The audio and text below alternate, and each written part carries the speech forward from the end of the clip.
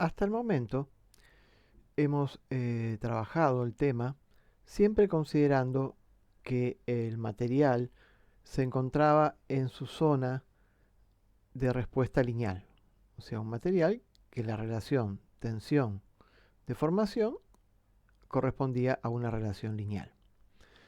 Pero sabemos que eso es válido hasta cierto nivel de deformación o tensión.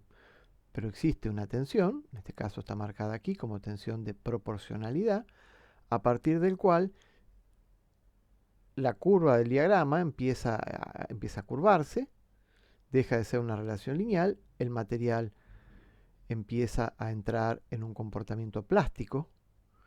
Eso quiere decir, por ejemplo, que si el material se descarga siguiendo una línea paralela a la zona lineal y que cuando se descarga del todo queda con una deformación plástica remanente. Eso es lo que ocurre cuando el material se deforma más allá de su límite de proporcionalidad. Bajo entonces la hipótesis de que el material tenía una respuesta lineal, dedujimos la fórmula de Euler, que recuerdo que la aplicamos suponiendo que las columnas eran perfectas, su eje era perfectamente vertical, eran perfectamente fabricadas, la carga estaba centrada. De esa manera obtuvimos entonces la fórmula de Euler, la carga crítica, que cuando la dividimos por el área queda la tensión crítica. Y que entonces, si lo graficamos en este diagrama, donde aquí tenemos la excentricidad unidimensional, y aquí tenemos la tensión media, o sea, el esfuerzo normal dividido el área, obtenemos esta curva CD que representa a esta fórmula. Esta fórmula, repito, es válida siempre y cuando la tensión normal que actúa en esa columna esté por debajo de la tensión de proporcionalidad hasta la cual el material tiene un comportamiento lineal. Si nosotros en esta fórmula, esto ya lo hicimos, reemplazamos entonces consideramos que esta tensión crítica ha alcanzado el valor de proporcionalidad, despejamos la excentricidad que correspondería a ese caso, a esa excentricidad la llamamos excentricidad límite, y entonces obtenemos esta expresión que justamente corresponde a la abscisa del punto C, que viene a ser la excentricidad límite. Esta curva obviamente se puede graficar en forma completa, pero es importante notar que en este gráfico este tramo está dibujado en línea de puntos, porque significa que la fórmula ya no es válida, perdió sentido a partir de que las tensiones medias normales están por encima de la zona de proporcionalidad y por lo tanto la hipótesis de que el material tiene un comportamiento lineal deja de ser válida. ¿Y qué es lo que pasa en el material cuando estamos en esta zona? Bueno, lo que está pasando es que la curva, la pendiente de esta curva, que la llamamos módulo de elasticidad tangencial, la pendiente de esta curva, va bajando y cambiando constantemente. En esta zona la pendiente era constante y era siempre el módulo de Young, el módulo de rigidez. Pero cuando entramos en la zona plástica, ese módulo va disminuyendo y va cambiando en todos los momentos. Por ejemplo, si nosotros pensáramos que el pandeo en esta zona, cuando ya el material dejó de tener comportamiento lineal, siguiera obedeciendo las hipótesis que hicimos, el planteo matemático que hicimos, la ecuación diferencial que nos llevó a la fórmula de Euler, uno podría pensar, bueno, yo cambio este valor que es aquí, lo cambio por el valor tangente. ¿Por qué estaba aquí en la fórmula? Porque era la forma en que se relacionaban, en que aumentaban las tensiones cuando la viga entraba a deformarse en el momento en que se perdía la estabilidad del equilibrio. Esa era la relación que había, la manera en que en la ecuación de la elástica aparecía este parámetro que tenía en cuenta entonces las deformaciones laterales de la viga. Ahora, claro, si yo supusiera en esta zona que no se mantiene la situación de forma perfecta hasta este punto A, y es en este punto A, imaginemos que estaría pasando la situación de pandeo, entonces el E que intervendría en el cálculo de la carga crítica no sería este E, sino que sería el E de este punto, que es el E tangente.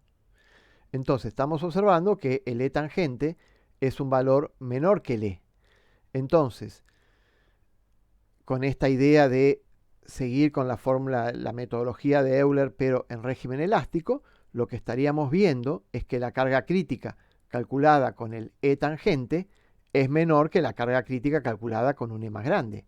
Ahí es lo que nos está mostrando el peligro de trabajar con una fórmula donde este valor lo estoy sobreestimando, porque este valor, una vez que entramos en plasticidad, este valor empieza a cambiar y a disminuir. Este argumento que estoy haciendo es coherente con lo que se ve en esta figura, donde vemos que el valor que hubiéramos obtenido con la fórmula de Euler tomando el E de esta parte es mucho mayor que lo que aquí se está planteando en esta curva, donde se está marcando cuál es el límite de estabilidad para la zona inelástica.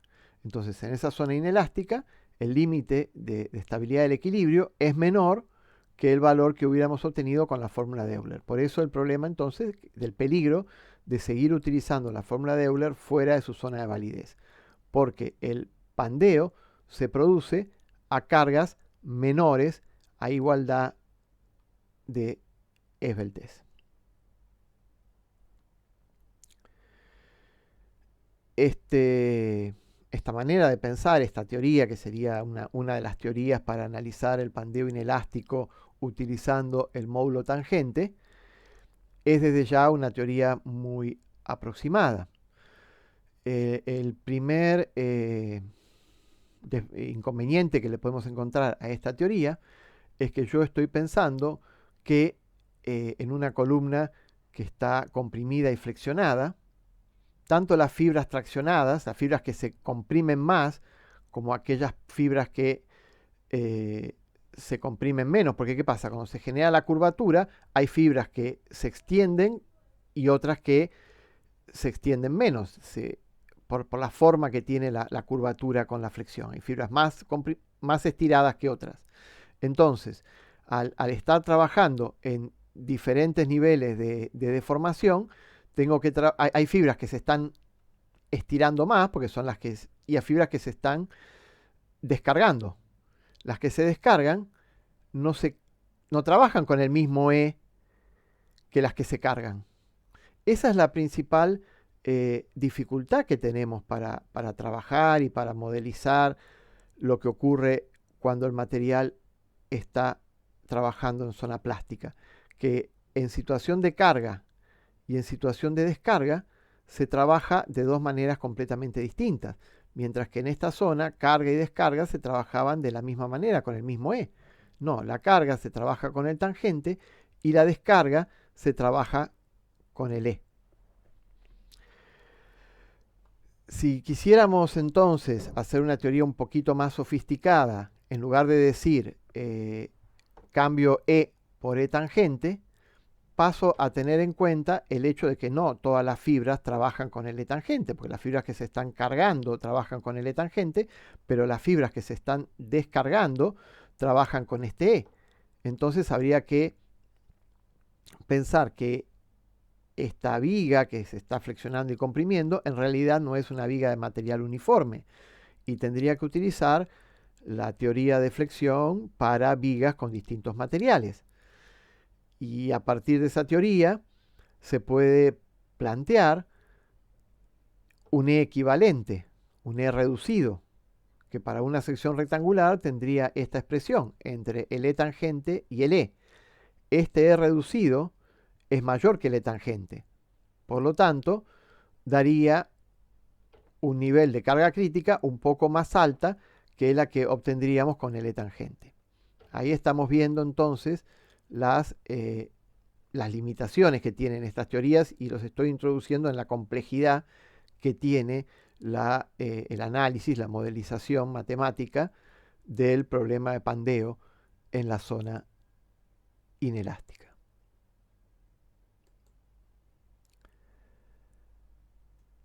También ocurre que si nosotros analizamos piezas comprimidas donde la esbeltez es muy baja, tanto sea porque la altura es baja o la sección transversal es muy grande, tiene mucha inercia, por cualquiera de los dos motivos la esbeltez baja. Y al bajar mucho la esbeltez, lo que puede ocurrir es que el material no solo está trabajando en plasticidad, sino que alcanza su carga última, la carga última de rotura del material, antes de que se produzca el pandeo. Entonces, en ese caso, el dimensionamiento, el límite de esta estructura ya no lo da el pandeo, sino que lo da directamente la resistencia del material. Esa situación de que lleguemos al límite por la resistencia del material en lugar de por el pandeo, se da para esbelteces bajas. En forma aproximada, se puede decir que cuando la esbeltez está por debajo de 20, uno ya no tiene que preocuparse por la posibilidad del pandeo y entonces todo el dimensionamiento lo puede hacer a partir de la tensión última del material, porque el pandeo estaría por encima de ese valor. O sea, vamos a llegar a la rotura del material antes que al pandeo. Entonces, en esta zona se puede dimensionar a partir de este valor, obviamente tomando coeficientes de seguridad para obtener los valores admisibles. Repasando, entonces, tenemos que en función de la esbeltez, tenemos tres tramos. La zona de baja esbeltez, donde alcanzamos primero la resistencia límite del material antes que el pandeo. La zona, eso se llaman columnas cortas. La zona intermedia, donde ya hay suficiente esbeltez como para que la estructura pueda colapsar por pandeo, obviamente en régimen inelástico. Y la situación que fue la primera que estudiamos, que es cuando la esbeltez es mayor que la esbeltez límite, tenemos lo que llamamos pandeo elástico y estamos entonces bajo la zona en la cual es válido el cálculo de la carga crítica por la curva de Euler. En las zonas intermedias, para obtener el concepto del valor de la carga crítica, hay que utilizar teorías más sofisticadas que la teoría de Euler, porque justamente tenemos esta problemática de que ya el material no se comporta con un único módulo de rigidez, sino que el módulo de rigidez va disminuyendo, va cambiando todo el tiempo, no todas las fibras de la sección transversal trabajan con el mismo módulo de rigidez. Esas son las complejidades que vamos obteniendo, que nos complican la modelación matemática en esta zona.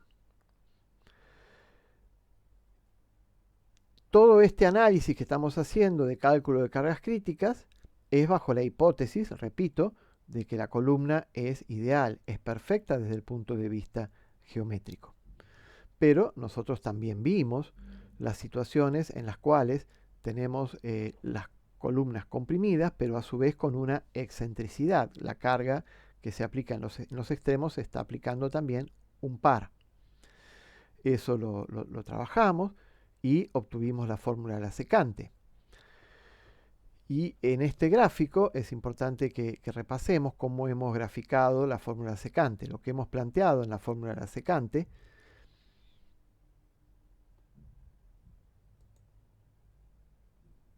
esta es la fórmula de la secante.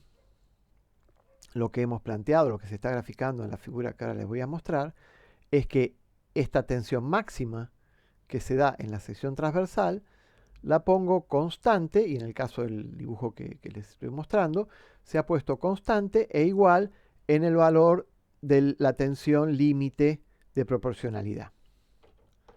Entonces, dejaron esto constante en el valor límite que puede tomar, porque toda esta fórmula, ¿cuándo es válida? Toda esta fórmula es válida de vuelta. Acá está de vuelta el módulo E. Siempre es válida cuando estemos en la zona lineal. ¿Cuándo estamos en la zona lineal? Cuando la tensión máxima no supera la tensión de proporcionalidad.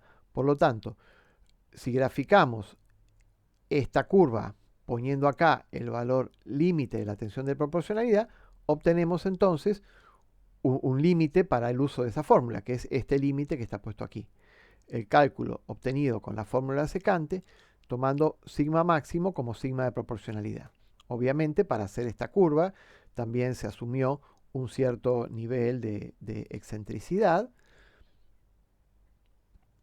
Y obviamente, si grafico curvas de la secante para valores de sigma máximo por debajo de esto, voy a estar trabajando en esta zona de aquí. Y yo entonces voy a tener una relación que me va a poder decir cuál es la tensión media con la que estoy trabajando a una dada esbeltez cuando yo sé que mi valor de excentricidad es conocido. Es muy importante entonces entender lo que significa esta ordenada según yo esté leyendo esta curva o esté leyendo esta curva. Si leo esta curva, lo que obtengo sigue siendo la tensión media, porque es la carga sobre el área, pero esa carga es la carga crítica. En cambio, cuando estoy leyendo esta curva, no estoy hablando de cargas críticas, sino que estoy hablando solamente de tensiones medias, tensiones normales medias. Eso es muy importante de que lo tengan presente. Para terminar, vamos a volver con este gráfico que fue con el cual empezamos.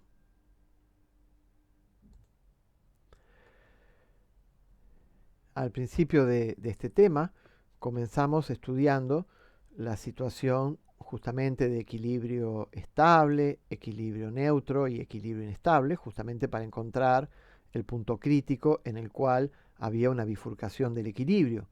Y así llegamos al concepto de carga crítica que habíamos calculado, era esta fórmula A, donde yo justamente, ¿por qué la dibujo horizontal? Porque yo aquí estoy poniendo carga en función de desplazamiento lateral.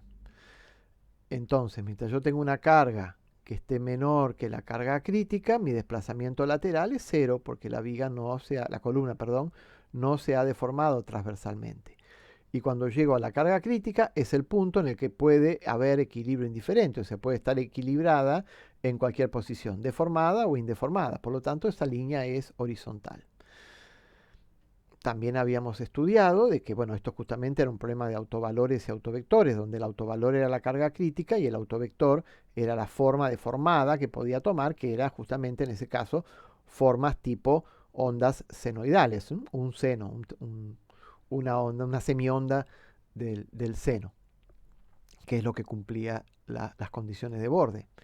Pero todo eso lo habíamos visto que era válido con las hipótesis que habíamos trabajado, que eran una columna ideal, una ecuación de la elástica lineal, porque ya habíamos visto que la ecuación de la elástica en realidad no es una ecuación lineal, pero mientras las deformaciones laterales y fundamentalmente los giros que sufren las secciones transversales sean muy pequeños, uno puede trabajar perfectamente con una aproximación lineal de esa fórmula. Y obviamente estamos trabajando con un material perfectamente lineal.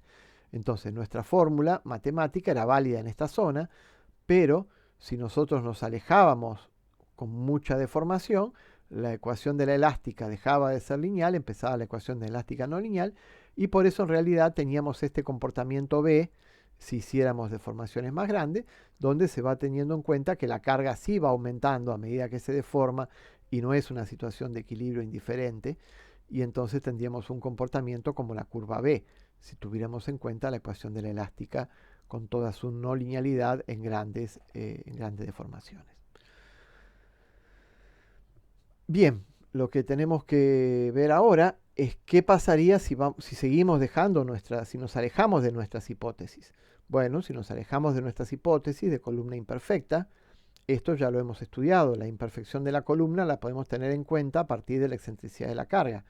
Así como nosotros estudiamos el problema con pares aplicados en los extremos, podríamos hacer algo análogo, dejar la carga centrada en los extremos, pero considerar que el eje tiene una excentricidad y entonces de vuelta en la zona central vamos a tener un par aplicado porque al estar el eje fuera de la línea de acción de las cargas, se genera de vuelta un par aplicado. Y entonces tenemos este tipo de comportamiento que ya lo hemos estudiado cuando había ciertos niveles de excentricidad. Lo que pasa que de vuelta, las ecuaciones que nosotros obtuvimos para los casos con excentricidad seguían trabajando con la ecuación de la elástica lineal. Pero si nos seguimos deformando mucho, empiezan a juntarse los efectos. Y entonces hasta acá uno podría decir, bueno, vale la ecuación de la elástica lineal. Acá sin excentricidad, acá con excentricidad. Y estas son las fórmulas que nosotros calculamos. Pero a partir de aquí empieza a tenerse en cuenta también el hecho de que la ecuación, las deformaciones son grandes y entonces empezamos a tomar este tipo de curva. Donde ahora empieza acá a tallar el hecho de que la ecuación de la elástica es no lineal. Esta parte de acá la definió el hecho simplemente de que estamos trabajando con una excentricidad. Y la curva que agregamos finalmente, el hecho de que nuestro material tenga un límite elástico. O sea, que mientras estemos en la zona elástica, perfecto, nos comportamos de esta manera. Pero en la medida que nos acercamos al límite de proporcionalidad, bueno, ya lo hemos visto, entramos en una zona donde los módulos de rigidez van cambiando permanentemente y van disminuyendo, y entonces va pasando esta situación de que la carga crítica no crece de la misma manera, ¿no? La carga límite que puede alcanzar el material. Bueno, entonces esta es una curva de cómo sería el comportamiento real cuando yo ya no tengo ninguna hipótesis dando vuelta. Tengo la columna imperfecta, la ecuación elástica no lineal y el material no lineal. Tengo este tipo de comportamiento. Para terminar, simplemente, yo les había mencionado como dos posibles alternativas para trabajar en esta zona, considerar que este módulo de Young toma el valor tangente o toma el valor reducido y utilizar eso como si fuera una forma alternativa de calcular cargas críticas.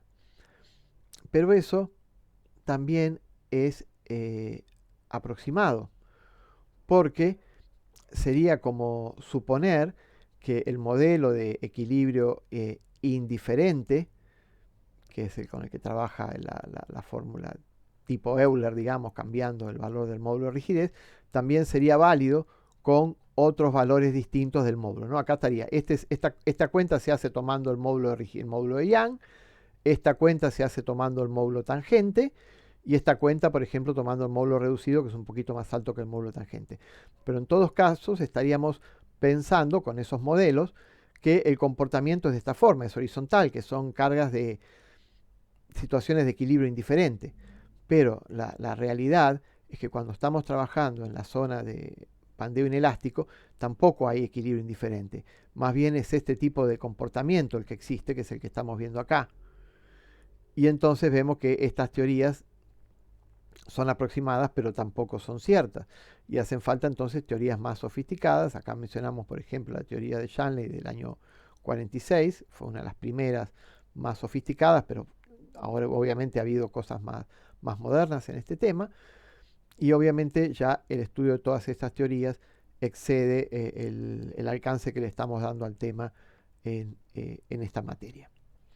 Después, en la parte práctica, van a ver que los distintos reglamentos y para distintos materiales ofrecen fórmulas para trabajar en esta zona de columnas intermedias y poder entonces hacer verificaciones y dimensionamientos al pandeo, aunque estemos trabajando en zonas donde no podemos aplicar la fórmula de Euler. Pero repito, esta es una zona donde no hay un único modelo matemático, es una zona complicada de modelizar matemáticamente y por lo tanto los diferentes reglamentos van tomando fórmulas aproximadas, también con mucha base experimental, de forma tal de poder dar seguridad a los proyectistas. Pero repito, esto depende mucho de los países y de los materiales. Las que van a ver con Francisco es un ejemplo de las fórmulas que usan en Estados Unidos, propuestas por la Asociación Americana de la Construcción en Acero, ¿no? American Institute Steel Construction. Pero bueno, es un ejemplo que damos en la práctica, pero hay muchísimos cambiando con los materiales y cambiando con los países, porque esa zona de columnas intermedias no es una zona donde haya una teoría que cierre todo. Y obviamente también se puede trabajar en esa zona con la modelización numérica.